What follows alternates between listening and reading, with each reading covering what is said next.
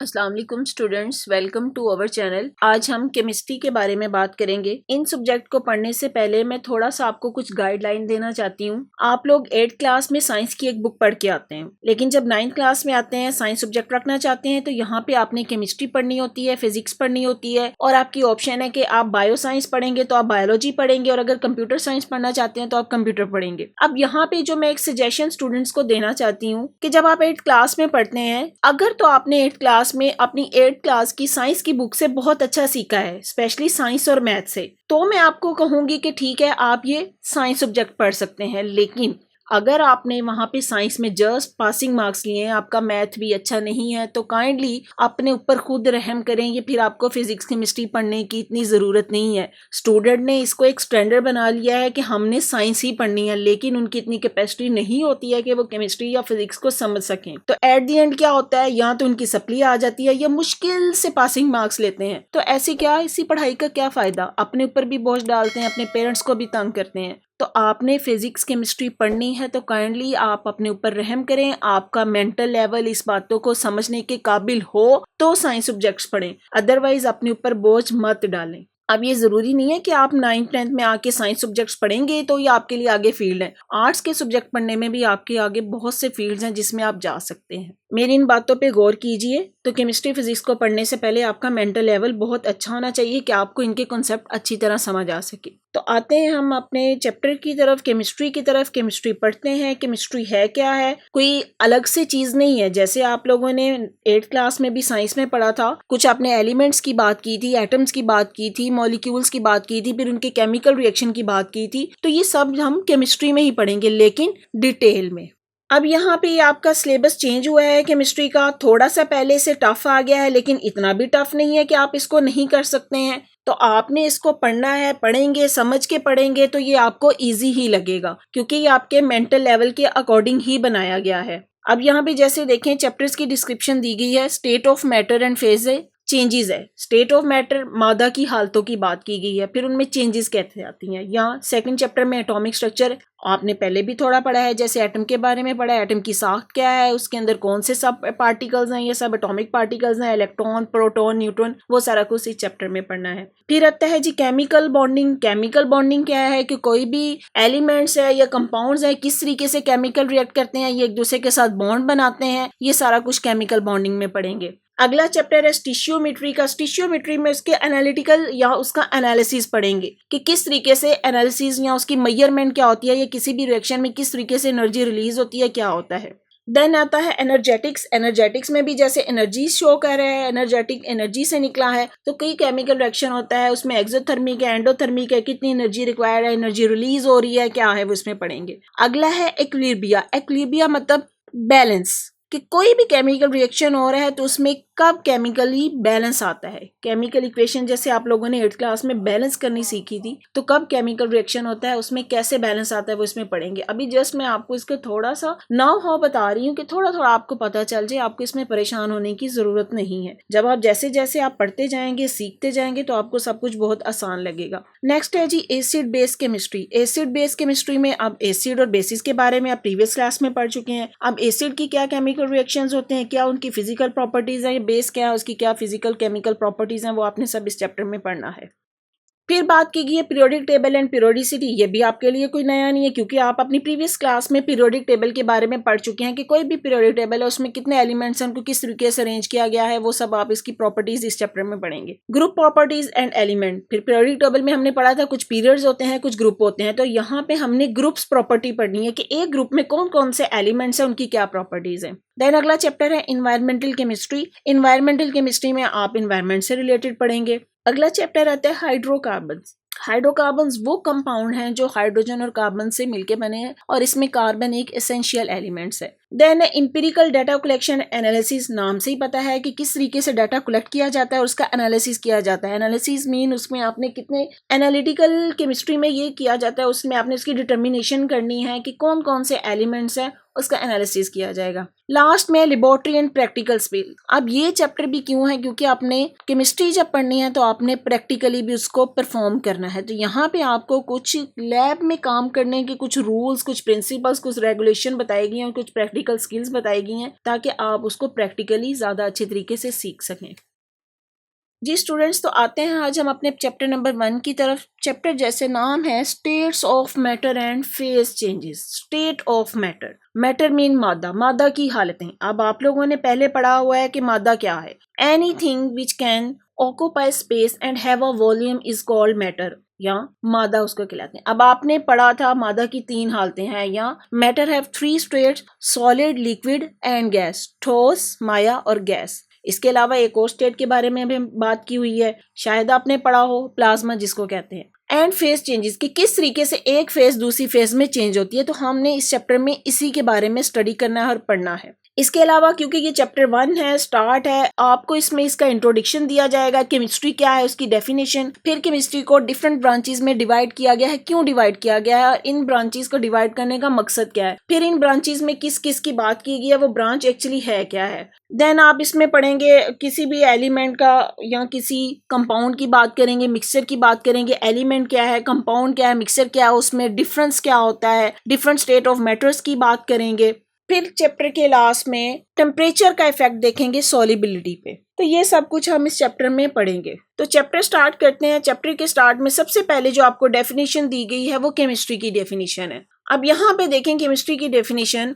Chemistry is the branch of science which deals with the properties, composition and structure of substance. अब यहाँ पे 3 बातें कही गई है। किस किस चीज से? किसी भी सब्सटेंस की प्रॉपर्टी की बात करनी है, उसकी कंपोजिशन की, एंड स्ट्रक्चर की। प्रॉपर्टी से मुराद उसकी खुसूसियात क्या है, कंपोजिशन मतलब वो किन चीजों से मिलके बना है, एंड स्ट्रक्चर की उसका स्ट्रक्चर क्या है। तो chemistry is the branch of science which deal with the properties, composition and structure of substance. It also deal with the physical and chemical changes in matter and the laws और principle which govern these changes.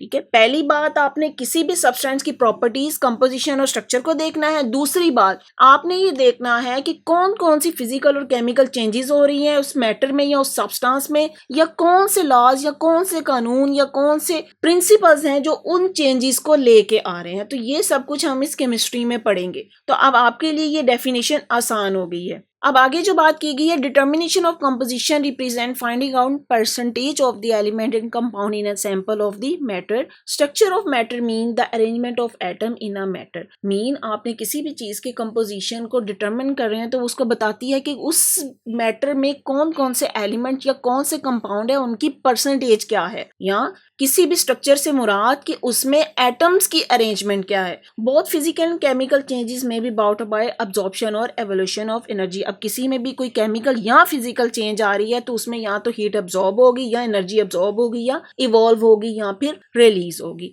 तो ये सब कुछ ये chemistry में आता है, ये उसकी बेसिक सी डेफिनेशन है। जी नेक्स्ट हम बात करते हैं ब्रांचेस ऑफ केमिस्ट्री की। ब्रांचेस का क्या मतलब है कि किस केमिस्ट्री को आगे से फर्दर कितनी ब्रांचेस में डिवाइड किया गया और इसके रीजन क्या है कि केमिस्ट्री को ब्रांचेस में डिवाइड किया गया है। आपसे ये क्वेश्चन भी पूछा जा सकता है कि क्यों केमिस्ट्री को इतनी ब्रांचेस में डिवाइड किया गया है। तो इसका आंसर देखें, to understand the widely spread complex subject of the chemistry and to concentrate on its specific aspects, chemistry is divided into many distinct branches. क्योंकि केमिस्ट्री एक वाइड सब्जेक्ट है और इसके अंदर काफी कम्प्लेक्सिटी है, तो उन चीजों को, उसके स्पेसिफिक एस्पेक्ट्स को समझने के लिए केमिस्ट्री को बहुत ज्यादा ब्रांचेस में डिवाइड किया गया है। These branches have the distinct areas of studies for the scientist to focus on and to achieve the breakthrough and the advancements. Mean इन ब्रांचेस की मदद से ही साइंटिस्ट जो फोकस करते हैं, ये देखते हैं कि केमिस्ट्री के उन एरियाज में कितनी पेशरफ्त हुई है या उसमें कितनी तरक्की हुई है। ब्रेक थॉट्स मीन मतलब पेशरफ्त एंड एडवांसमेंट, तरक्की। तो इसलिए केमिस्ट्री को डिफरेंट ब्रांचेस में डिवाइड किया गया है ताकि उसके जो डिफरेंट या डिफिकल्ट एस्पेक्ट है उनको इजीली अंडरस्टैंड किया जा सके। सबसे पहली ब्रांच है फिजिकल केमिस्ट्री। अब फिजिकल केमिस्ट्री जैसे नाम से ही पता है कि केमिस्ट्री की वो ब्रांच होगी जिसमें हम फिजिकल रिलेशन की बात करेंगे, फिजिकल एक्सप्लेनेशन की बात करेंगे कि उसमें कोई भी एटम या मॉलिक्यूल है उसकी फिजिकल कैरेक्टरिस्टिक क्या है या उसकी फिजिकल प्रॉपर्टीज क्या है या फिजिक्स के ऐसे लॉज या उसको कैसे रन करते हैं उस केमिकल रिएक्शन को। जैसे देखें, this branch investigates how substance behave at atomic and molecular level. It provide clear explanation as to how fundamental physical laws governing our world cause atom and molecule to show the specific characteristic and in turn react to give the huge structure related to life। अब यहाँ पे बात की अब life की बात करें, environment की बात करें, जहाँ पे इस दुनिया में हर चीज जो है वो स्टेट ऑफ मैटर से मिलके बनी, एटम से, मॉलिक्यूल से ये मिलके बनी हुई है। तो यहाँ पे फिजिक्स के कौन से लॉज हैं जो उसको गवर्न करते हैं, उसकी स्पेसिफिक कैरेक्टरिस्टिक को शो करते हैं, यो हम फिजिकल केमिस्ट्री में पढ़ेंगे। Physical chemistry is also used to predict and changes the rate of the reaction. मतलब कोई भी रिएक्शन आ रहा है उसमें कौन सी चेंजेस आ रही हैं या रेट ऑफ रिएक्शन क्या स्लो हो रहा है या फास्ट हो रहा है, तो ये हम फिजिकल केमिस्ट्री में पढ़ेंगे। And thus optimize the condition to carry out the reaction on industrial scale. अगर इंडस्ट्रियल स्केल में अगर कोई भी केमिकल रिएक्शन आ रहा है तो उसके लिए कौन सी कंडीशन होनी चाहिए, टेम्परेचर कैसा होना चाहिए, प्रेशर कितना हमें रखना है, ये सब चीजें हम फिजिकल केमिस्ट्री में पढ़ेंगे।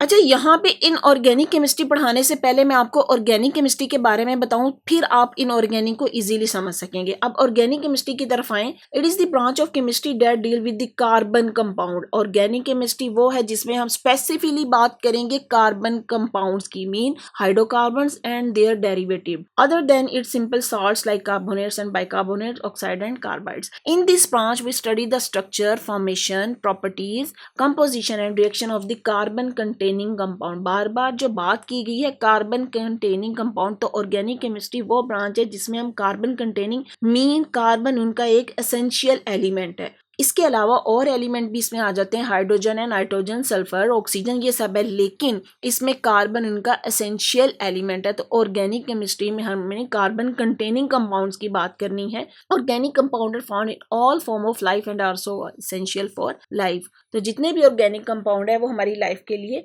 इंपॉर्टेंट है। जैसे आपकी बॉडी में प्रोटीन्स हैं, कार्बोहाइड्रेट्स हैं, तो ये सब ऑर्गेनिक केमिस्ट्री में आ जाते हैं। ऑर्गेनिक केमिस्ट्री के पढ़ने के बाद आप आए इनऑर्गेनिक केमिस्ट्री की तरफ। It is study of the synthesis, composition, properties and structure of element in compound that contain little or no carbon। अब यहाँ पे देखें, that contain little or no carbon मतलब उसमें कार्बन की प्रेजेंस जरूरी नहीं है। And or inorganic substance can be composed of metal, non metals और मिक्सचर ऑफ दीज, साल्ट हो सकता है, एसिड एंड बेसिस। तो इनऑर्गेनिक केमिस्ट्री में आपने उन कंपाउंड्स की बात करनी है जिसमें कार्बन एसेंशियल नहीं हो भी सकती है और नहीं भी हो सकती, जैसे कि कोई मेटल है, नॉन मेटल हो सकती है, सॉल्ट है, एसिड, बेस, ये सब किस में आ जाते हैं, इनऑर्गेनिक केमिस्ट्री में। Inorganic compound are use as the fertilizers, medicine, catalyst, pigments, coating and much more. तो यहाँ पे इनऑर्गेनिक कंपाउंड के आपको यूजेस बताए गए हैं कि वो फर्टिलाइजर के तौर पर या मेडिसिन में, कोई पिगमेंट में, कोटिंग में, और बहुत ज्यादा के यूजेज हैं जो यहाँ पे यूज हो रहे हैं। तो बेसिकली जो यहाँ पे आपने एक डिफरेंस याद रखना है,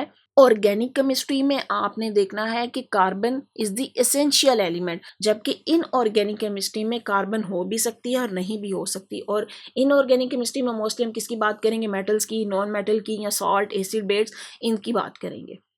जी नेक्स्ट है इन्वायरमेंटल केमिस्ट्री। अब इन्वायरमेंटल केमिस्ट्री जैसे कि नाम से पता है इन्वायरमेंट से रिलेटेड, आपकी इन्वायरमेंट में क्या चेंजेस हो रही हैं, कैसे हो रही हैं, उसकी क्या रीजंस हैं और इसमें केमिकली कितना हद तक उसका रिलेशन है, इसको हम इन्वायरमेंटल केमिस्ट्री में पढ़ेंगे। It is the scientific study of the chemical and biochemical phenomena that occur in our planet. मतलब जितने भी केमिकल या बायोकेमिकल फिनोमिनास या रिएक्शन है जो हमारे प्लैनेट पे हो रहे हैं उसको हम इन्वायरमेंटल केमिस्ट्री में पढ़ते हैं। In this subject we study the source, reaction, effects and fates of the chemical species in the air, soil and water environment. अब अपने प्लेनेट की बात करें तो हमारे इन्वायरमेंट में सॉइल, एयर और वाटर, ये तीन चीज़ों की बात की गई है। एयर होगी, सॉइल, लैंड या वाटर होगा, और उसमें उनके सोर्सेज क्या है, रिएक्शंस क्या है, क्या इफेक्ट आता है इन केमिकल स्पीशीज का, इसको हम इन्वायरमेंटल केमिस्ट्री में पढ़ते हैं। Without this it would be impossible to study the effect that human have on the environment through the release of the chemicals. अब जैसे रिलीज ऑफ केमिकल है, ह्यूमन ने अपनी आसानी के के लिए बहुत ज़्यादा, अपने आप को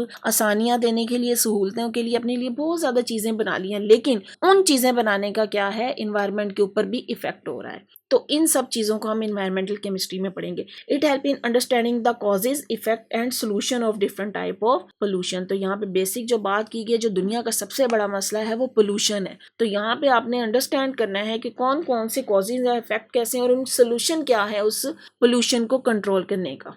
जी नेक्स्ट है analytical chemistry. Analytic mean analysis. Analysis का मतलब होता है किसी भी चीज़ की कंपोजिशन को फाइंड आउट करना, कि उसकी क्या कंपोजिशन है, उसकी माहियत क्या है, कि किससे मिलके वो बनी है, तो उसको हम बोलते हैं analytical chemistry. This branch of chemistry deal with the analysis of different substance. किसी भी चीज़ का एनालिसिस करना। It involve separation, identification and determination of the concentration of the component present in the material thing. मतलब किसी भी चीज़ को अगर आपने कुछ मैटर दिया गया तो उसको सेपरेट करना, फिर उसको आइडेंटिफाई करना कि उसमें कौन कौन से एलिमेंट्स हैं, और उसकी डिटर्मिनेशन करना, कंसंट्रेशन मतलब वो कितनी परसेंटेज में या कितनी मिकदार में है, इसको हम उसका एनालिसिस कहते हैं। और ये सब कुछ एनालिटिकल केमिस्ट्री में पढ़ा जाता है।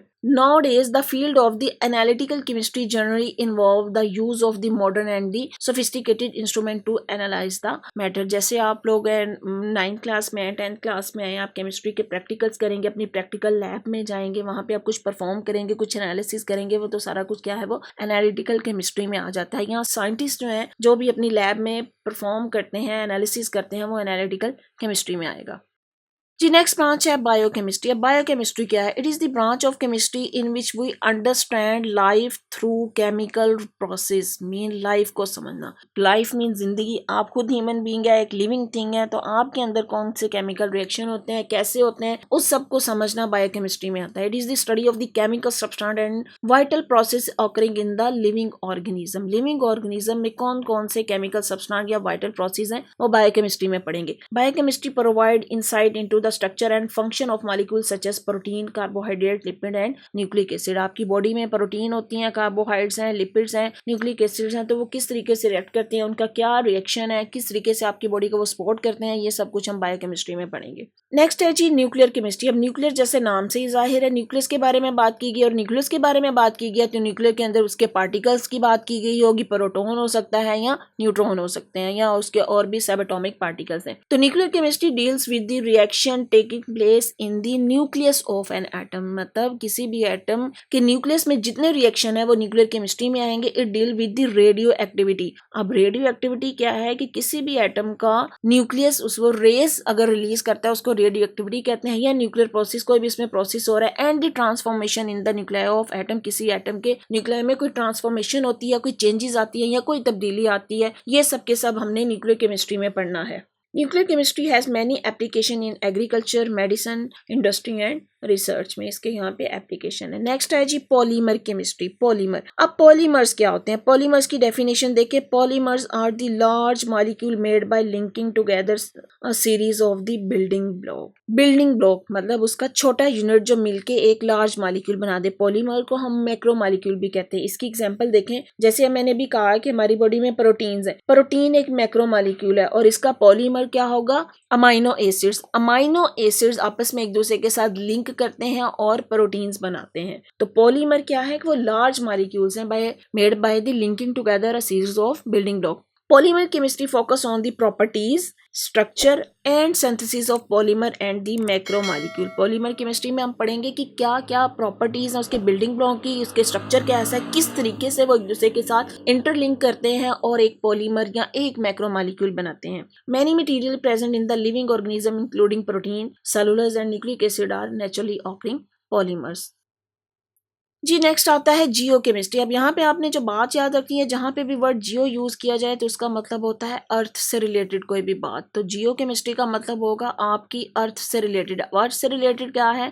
जैसे जितने भी मिनरल्स हैं वो आप अपनी अर्थ से लेते हैं, वो जियो केमिस्ट्री में आ जाएगा। The study of chemical composition of earth and its sources and minerals is called geochemistry. Composition of earth, earth किससे मिलकर बनी है, इसके सोर्सेज क्या है, या कोई minerals is called Jio chemistry. जैसे आप कह दें कि साल्ट माइन से सॉल्ट निकाला जाता है या कोल माइन से कोल निकाला जाता है, तो ये मिनरल्स है, तो इसको हम जियोकेमिस्ट्री में पढ़ेंगे। Apart from this it's use in the mineral exploration, geochemical mapping today has application in environmental monitoring, forestry and medical research. तो इसके अलावा जियोकेमिकल मैपिंग है उससे हम यूज कर सकते हैं कि एनवायरमेंटल मॉनिटरिंग करने हैं कि एनवायरमेंटल इश्यूज क्या हैं उनको मॉनिटर करने के लिए, या फॉरेस्ट्री में या मेडिकल रिसर्च में ये हमारे लिए हेल्पफुल है। अब यहाँ पे एक इंटरेस्टिंग इन्फॉर्मेशन दी गई है, उसको देखें। और आप लोगों ने कभी भी अपने सिलेबस में इन इंटरेस्टिंग इन्फॉर्मेशंस को या आपको जो पॉइंट ऑफ ऑर्डर दिए जाते हैं कभी भी इग्नोर नहीं करना है, क्योंकि जब आपका पेपर आता है तो MCQ की फॉर्म में कोई ना कोई इंटरेस्टिंग इन्फॉर्मेशन पूछ ली जाती है। तो जब आपने अपनी बुक पढ़ने के लिए बैठना है तो अपनी इंटरेस्टिंग इन्फॉर्मेशन को या मिनी एक्सरसाइजेस को या टेस्ट योर सेल्फ करके जो आपकी बुक में लिखा होता है आपने उसको लाजमी पढ़ना है, उसको इग्नोर नहीं करना। अब इन्फॉर्मेशन क्या है? Geothermal heat pumps use a pump to transfer underground water into the building during the winter to heat them and in the summer to cool them. तो जियोथर्मल हीट पंप क्या है? वो pump है जो underground water transfer करते हैं building में ताकि उनको गर्म या ठंडा रखा जा सके। नेक्स्ट है जी मेडिकल केमिस्ट्री या मेडिसिनल केमिस्ट्री कह लें, तो मेडिसिन से रिलेटेड केमिस्ट्री है। In this branch of chemistry the chemist tries to design and synthesise the medicines और drugs which are beneficial for mankind. यहाँ पे जो बात याद रखने वाली है, which are beneficial for mankind, इंसानियत के फायदे के लिए जितने भी ड्रग्स या मेडिसिन बनाई जाती हैं वो मेडिसिनल केमिस्ट्री में पढ़ी जाएंगी। It include the discovery, delivery, absorption and metabolism of drugs in the human body. इसके अलावा हमने देखे हैं कि अगर ह्यूमन बॉडी में कोई भी ड्रग्स हैं तो उसकी मेटाबॉलिज्म क्या है, वो किस तरीके से ह्यूमन बॉडी में काम कर रही है, तो वो सब कुछ मेडिसिनल केमिस्ट्री में आ जाएगा। नेक्स्ट आता है जी एस्ट्रो केमिस्ट्री। एस्ट्रो का मतलब होता है स्पेस से रिलेटेड कोई भी चीज। तो यहाँ पे अगर आपको एस्ट्रो का मतलब पता चल जाएगा तो एस्ट्रो केमिस्ट्री मतलब स्पेस की केमिस्ट्री। स्पेस में अब क्या क्या है, वहां पे कौन से एलिमेंट, कौन से मैटर है, कौन सा एटम है, किस तरीके से वो एक्ट कर रहे हैं, वो सब कुछ हमने एस्ट्रोकेमिस्ट्री में पढ़ना है। It is the study of molecules and ion recurring in the space and Interstellar space. तो यहाँ पे स्पेस में जितने भी मॉलिक्यूल्स या आयंस हैं उनका बिहेवियर क्या है वो एस्ट्रोकेमिस्ट्री में पढ़ेंगे। In this discipline we study the abundance and reaction of atom, molecules and ion in the universe and interaction of this with radiation, कि यूनिवर्स में वो किस तरीके से इंटरेक्ट करते हैं दूसरी स्पीशीज के साथ, तो आपने ये एस्ट्रोकेमिस्ट्री में पढ़ना है। जी आते हैं एक्सरसाइज की तरफ। एक छोटी सी एक्सरसाइज है, आपसे कहा गया है कि आपने इसको जज करना है। A lunar mission has recently brought sample from the moon. The following experiments were then carried out on it. Point out the branch of chemistry this experiment are related to. Lunar mission था, उसने moon से कुछ sample collect किए हैं, कुछ उन्होंने यहाँ पे आके एक्सपेरिमेंट किया और आपसे पूछा गया है कि उन्होंने जो कुछ किया आपने बताना है कि वो